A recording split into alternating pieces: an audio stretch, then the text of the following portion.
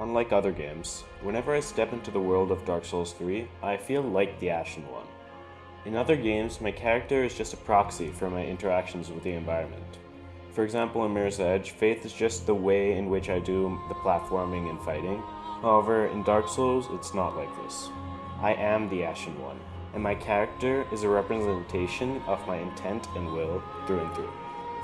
When I'm frustrated, the Ashen One is going hollow. When I want to kill the host, the Ashen One does too. And I don't just mean literally, like he has to want that killing controlling him, but I mean that my imagined character of the Ashen One would want the same. I'd like to examine why this is and why so many other games don't seem to be able to do the same. Everyone in Dark Souls 3 has a story. I mean, just look at Vadi's Prepare to Cry series. From Andri to Greyrat to characters you didn't even know were there, everyone has a story. Not every one of these stories are intertwined. Whether Greyrat dies or not, you will still reach the kiln of the first flame, still defeat the Soul of Cinder. However, many of these stories have mechanical significance. When you give Loretta's bone to Greyrat, the next time you see him, you can't buy items because he's mourning. Whenever you send Greyrat to pillage, he comes back with more items to buy. But before we continue, I want to talk about mechanical significance a little, and why it's important and interesting. Video games are the only medium where it's up to the audience to finish the story. Even without progressing, you can still play the game, unlike a book, where you have to progress in the story when you read it. You can't do anything else. How can you do this, playing without progressing in a game? Mechanics. For example, whether you die 1 time or 1,000 times in the refill, the story will progress the same way. These mechanics function almost as a separate story, written by the player. Your Ashen One was the one who died 200 times in the High Wall of Lothric, or found the bomber in the bombing room. This story is, essentially, unique to you. That is why, when Greyrat gets more items, or dies, it is significant, because it affects your mechanical story. Even more than that, even if you don't care about any story in the game, Greyrat dying affects the way you play through the game, making it still significant. Moving on, in the real world, everyone's stories don't always intertwine.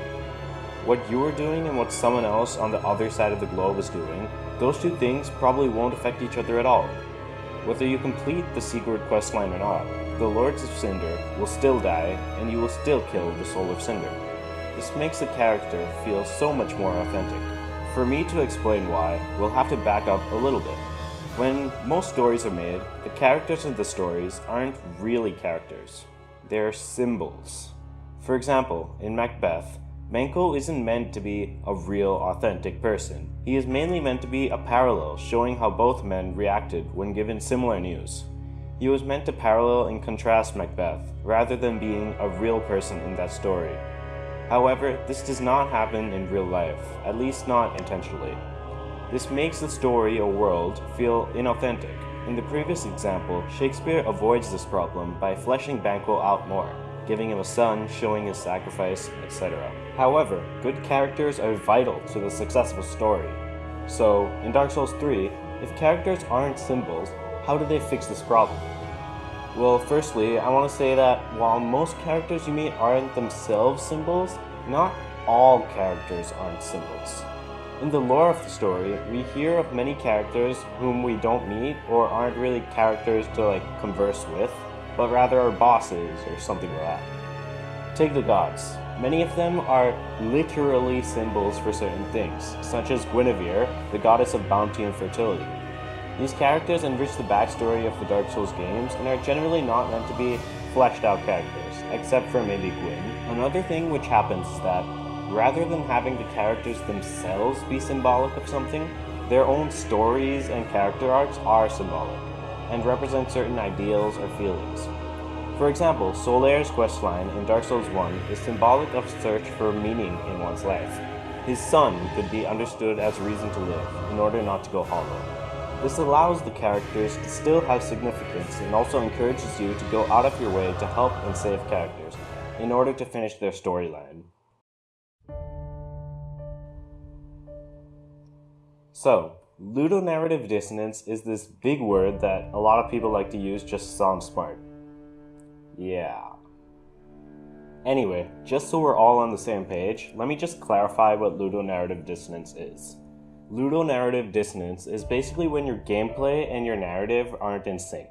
For example, in your narrative, your character might be a pacifist, but in gameplay, your character might kill thousands of innocents. That's ludonarrative dissonance.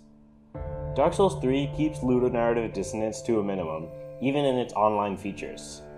For example, as an invader, your intent is to kill the host, both the players' and the characters'. As a host, you're pretty much wandering around aimlessly trying to find what to do next, both the player and character.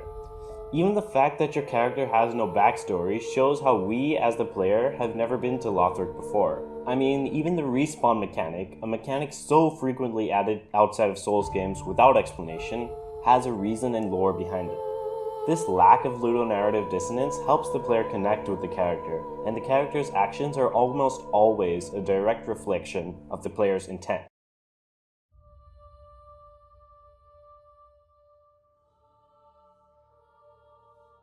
You can be a jerk in Dark Souls. You can also be nice. Dark Souls doesn't care all that much. You don't get anything extra for being a pointing down ganker or being a nice blue. Even in the single player experience, you can link the fire or not, Dark Souls doesn't care. This is just like the real world. You can be a jerk with no consequences, or at least direct consequences. This leads to much more rich communication without the ankle weight of having to be nice. This makes the communication feel much more genuine and allows for fostering of better interactions between players. This also allows the player to more clearly express their intent, minimizing the ludonarrative dissonance I've talked about before.